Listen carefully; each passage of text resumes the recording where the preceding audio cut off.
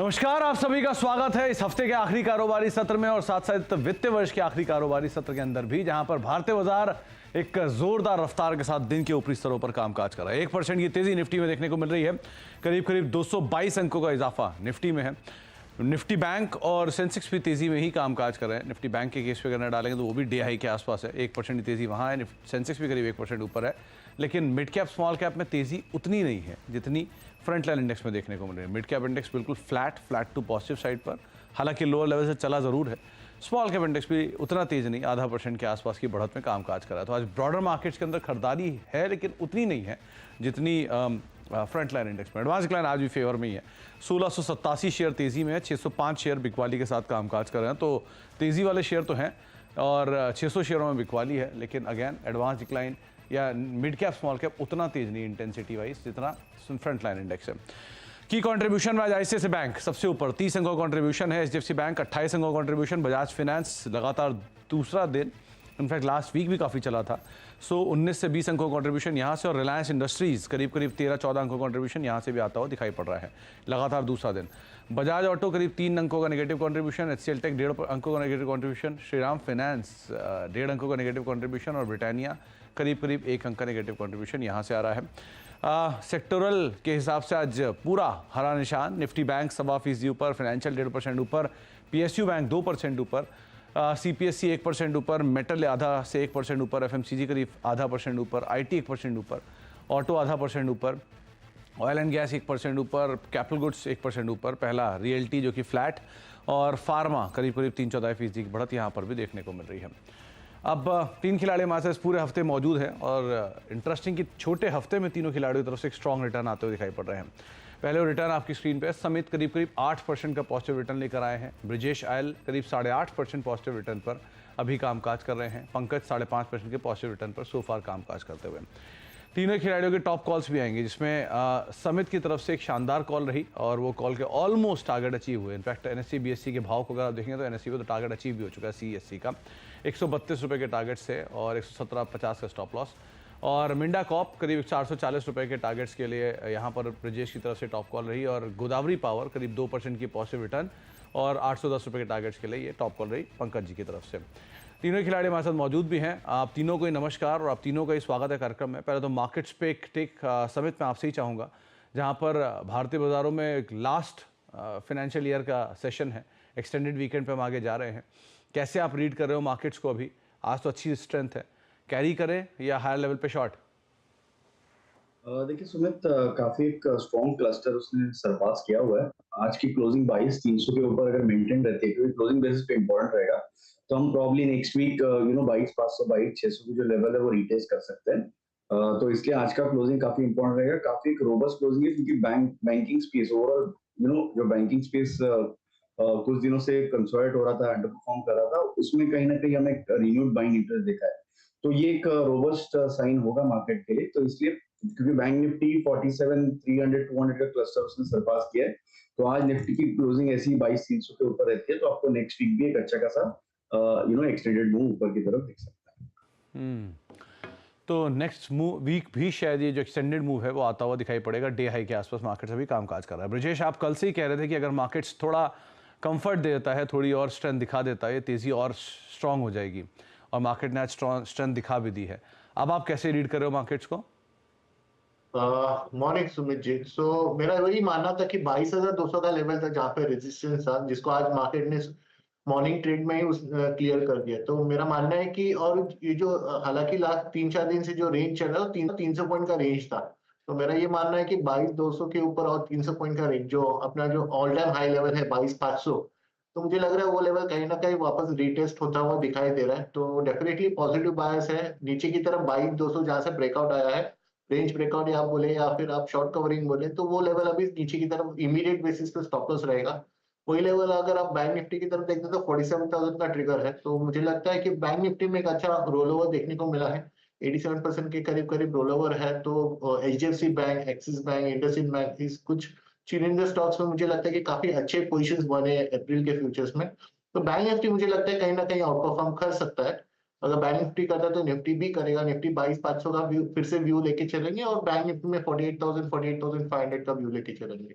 48,000 48,500 का view bank Nifty में है और निफ्टी में भी जो तेजी है ये आगे और कंटिन्यू होते हुए दिखाई पड़ सकती है। पंकज जी, अभी मान रहे हो क्या, क्योंकि आज मिड कैप स्मॉल कैप में उतनी स्ट्रेंथ नहीं है जितनी होनी चाहिए थी, लेकिन फिर भी कोई कंफर्ट में मार्केट से भी कामकाज कर रहा है, सारे हैवीवेट पार्टिसिपेट कर रहे हैं। आप कैसे देख रहे हो मार्केट्स को? Good morning Sumit ji and good morning all. Sumit ji, जहाँ तक निफ्टी और बैंक निफ्टी का सवाल है, डेफिनेटली ब्रिजेश जी के ओपिनियन से मेरी पूरी सहमति रहेगी।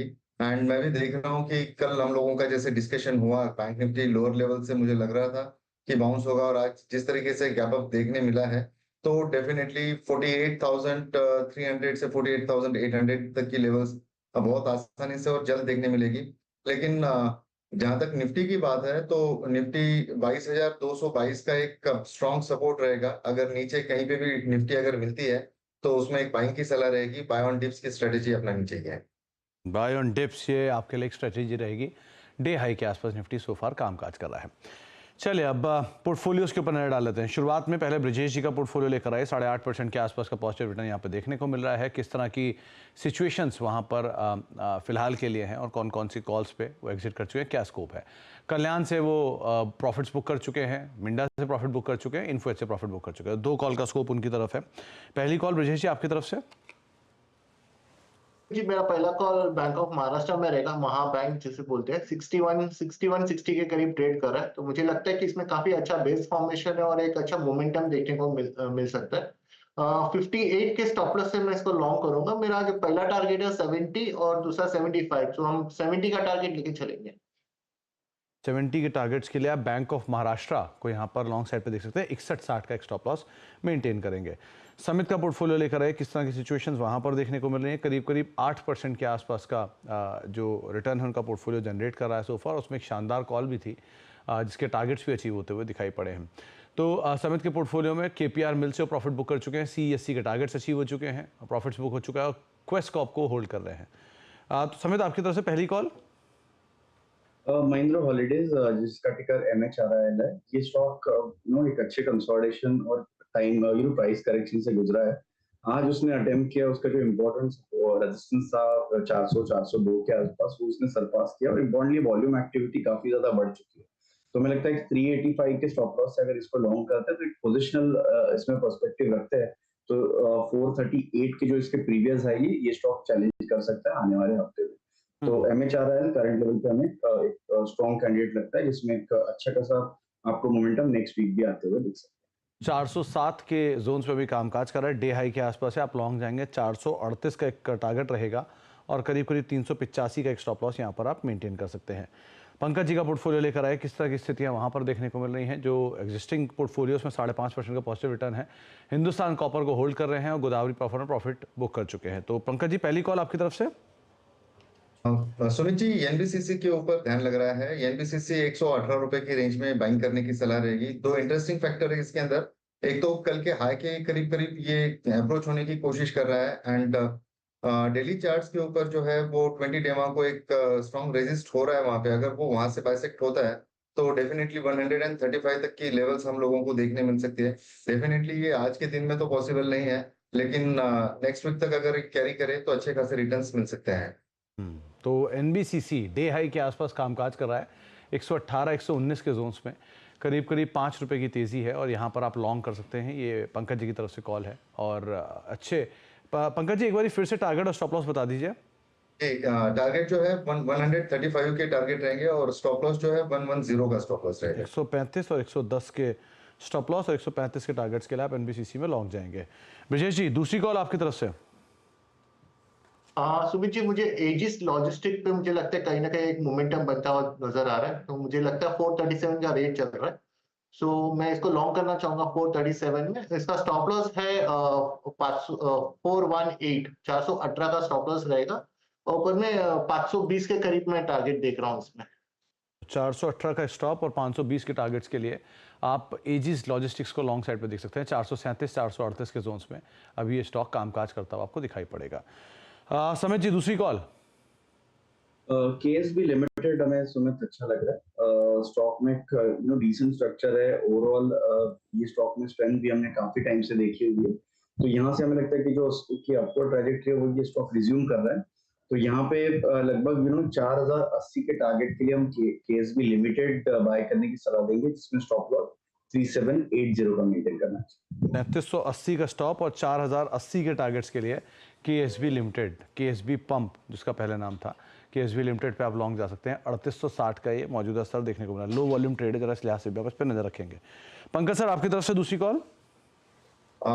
सुमित जी, सुवेन फार्मा के ऊपर ध्यान लग रहा है। सुवेन फार्मा ये 655 की रेंज में अभी ये फिलहाल चल रहा है। देखिए, काफी स्ट्रांग एंटिसिपेशन है, हाई राइज के फॉर्मेशन वहां पे देखने मिल रहे हैं। मुझे लगता है कि 640 जो आज के दिन के नीचे बिल्कुल ₹1 का नीचे का स्टॉप लॉस होगी, 640 का टारगेट जो रहेंगे वो 720 के हम लोग देखने मिल सकते हैं। 720 का एक टारगेट यहाँ पर आप लेकर चल सकते हैं। 655 पे भी एक स्टॉक कामकाज कर रहा है, डे हाई के आसपास है। 640 का एक स्टॉप लॉस मेंटेन करेंगे। तो सुवेन फार्मा दूसरा नाम रहेगा जो कि आप लॉन्ग साइड पर देख सकते हैं। तो मेजरली आज डाइवर्सिफाइड स्पेस से तमाम शेयर आपको दिखाई पड़ेंगे जो कि अलग अलग सेक्टर सब सेक्टर से आ रहे हैं। आगे बातचीत करें कुछ और स्टॉक्स को लेकर, लेकिन आज क्योंकि फाइनेंशियल ईयर का लास्ट ट्रेडिंग सेशन है, तो इस पूरे फाइनेंशियल ईयर का लेखा जोखा भी आपको दिखाते हैं किस तरह की स्थितियां यहाँ पे देखने को मिली हैं। दरअसल पूरा फाइनेंशियल ईयर अगर देखा जाए तो एक अच्छे नोट पे ही खत्म होता हुआ दिखाई पड़ रहा है, चाहे आप लार्ज कैप से देखें, मिड कैप से देखें, नंबर्स के लिहाज से देखें, निफ्टी सेंसेक्स के हिसाब से देखें। तो निफ्टी करीब 27% चला इस फाइनेंशियल ईयर में, सेंसेक्स करीब 24% के आसपास, बैंक निफ्टी 15% के आसपास की एक बढ़िया तेजी यहाँ पर भी बनते हुए दिखाई पड़ी। हालांकि फ्रंट लाइन इंडेक्स से कंपैरिजन थोड़ी अंडर परफॉर्मेंस है।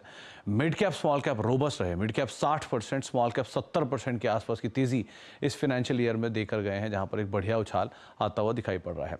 अब सेक्टर वाइज रियल्टी 130% का उछाल, पीएसयू 100% का उछाल, पीएसयू बैंक 85% का उछाल, पावर 85% का उछाल यहाँ पर भी आता हुआ दिखाई पड़ा।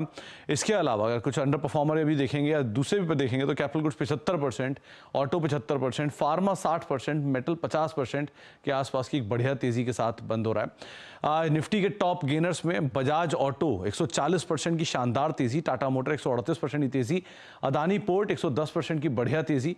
इसके अलावा कोल इंडिया 106% की तेजी, हीरो मोटोकॉर्प 100% की तेजी और एनटीपीसी करीब 95% का उछाल यहाँ आता हुआ दिखाई पड़ा। कुछ गिरने वाले शेयरों की बात करें तो यूपीएल, हालांकि अभी निफ्टी का हिस्सा नहीं है, लेकिन 35% के आसपास की बिकवाली यहाँ रही।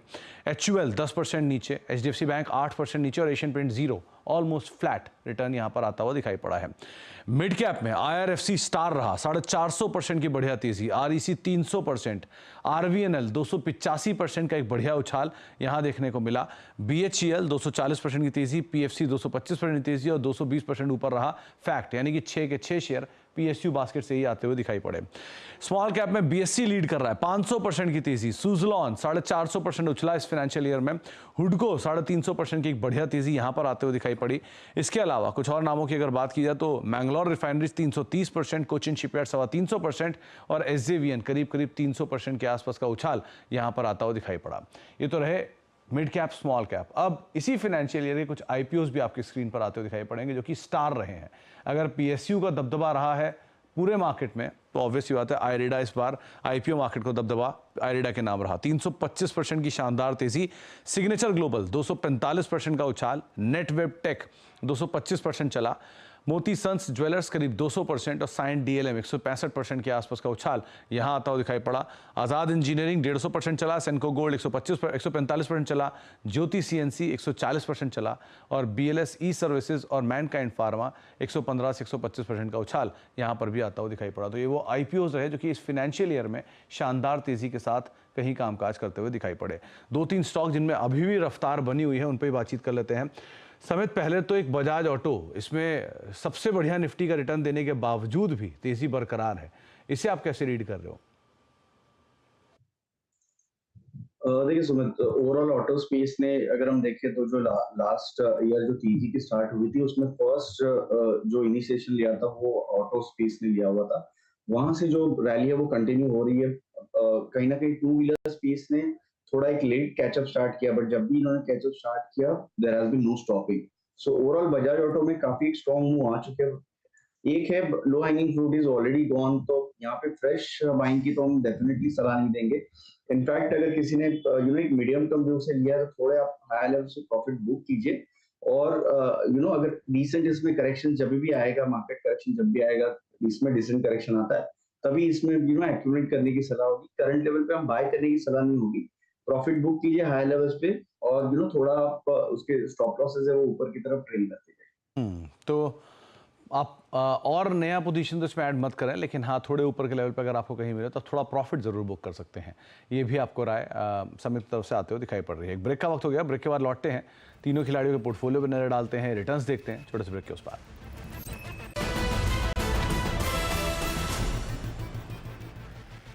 अब देख रहे खिलाड़ी नंबर 1 और मार्केट्स के अंदर रफ्तार बनी हुई है। 750 अंकों की बढ़त अब सेंसेक्स में आ चुकी है। निफ्टी भी 224 अंक ऊपर कामकाज कर रहा है। निफ्टी बैंक हर निशान में वो भी फॉर्मली 500 अंकों की तेजी में कामकाज करता हुआ, और mid cap small cap index में तेजी थोड़ी और बढ़ी है। मिड कैप इंडेक्स अब 1/4% से ज़्यादा ऊपर आया है और स्मॉल कैप इंडेक्स भी अब स्लोली एंड स्टेडली वापस 1%, आधा % के आसपास की बढ़त में कामकाज करता हुआ दिखाई पड़ रहा है। तीनों खिलाड़ियों का रिटर्न देख लेते हैं, पोर्टफोलियो देख लेते हैं। पंकज की तरफ से आज 2 कॉल का एडिशन है और 1 कॉल उनकी ऑलरेडी वो होल्ड कर रहे हैं। एनबीसीसी और सुवेन ये उनके नए एडिशन है। 135 के टारगेट्स के लिए एनबीसीसी और 720 के टारगेट्स के लिए सुवेन। हिंदुस्तान कॉपर 320 के टारगेट्स के लिए ऑलरेडी वो होल्ड कर रहे हैं। Return wise Hindustan copper 1.5% negative contribute कर रहा है, एनबीसीसी फ्लैट टू नेगेटिव, और सुवेन फार्मा करीब 1/4% की नेगेटिव कंट्रीब्यूशन यहाँ से आ रहा है। समित का पोर्टफोलियो क्वेस्कॉप उनका ऑलरेडी होल्ड है 542 के टारगेट्स के लिए, महिंद्रा हॉलीडे 438 के टारगेट्स के लिए नया लॉन्ग है, और केएसबी 4080 के टारगेट्स के लिए नया लॉन्ग है, 3780 का स्टॉप लॉस मेंटेन करेंगे। क्वेस्कॉप 1% का contribution, Mahindra holiday 1.5% negative contribution, और केएसबी करीब 1/4% का नेगेटिव कंट्रीब्यूशन यहाँ से आ रहा है। ब्रिजेश के पोर्टफोलियो के हिसाब से बैंक ऑफ महाराष्ट्र नया एडिशन है 70 के टारगेट्स के लिए, और एजिस लॉजिस्टिक्स 520 के टारगेट्स के लिए नया एडिशन है, 418 का एक स्टॉप लॉस यहाँ पर आप मेंटेन करेंगे। और जो रिटर्न वाइज रिटर्न है उसमें bank of Maharashtra flat to positive और Aegis flat to negative side पर सो फार कंट्रीब्यूट कर रहा है। रिटर्न देख लेते हैं तीनों खिलाड़ियों को किस तरह से आता हुआ दिखाई पड़ रहा है। सो फार 14.5% का पॉजिटिव रिटर्न समित का आ चुका है। ऑब्वियसली बात है, एक बड़ा टारगेट हिट है उसकी वजह से। ब्रिजेश 10% का पॉजिटिव रिटर्न, और पंकज का रिटर्न करीब 5.5% के आसपास का पॉजिटिव सो फार देखने को मिल रहा है। अभी भी आधा सेशन आज पूरे दिन का बाकी है। बहुत बहुत शुक्रिया समित आपका भी, पंकज आपका भी, और ब्रिजेश आपका भी हमारे साथ मौजूद रहने के लिए, सभी शेयरों पर बातचीत करने के लिए और बाजार पर अपनी रणनीति हमसे शेयर करने के लिए। अब एक छोटे से ब्रेक का वक्त हो गया, ब्रेक के बाद लौटते हैं और कमोडिटीज़ मार्केट के अपडेट। नमस्कार।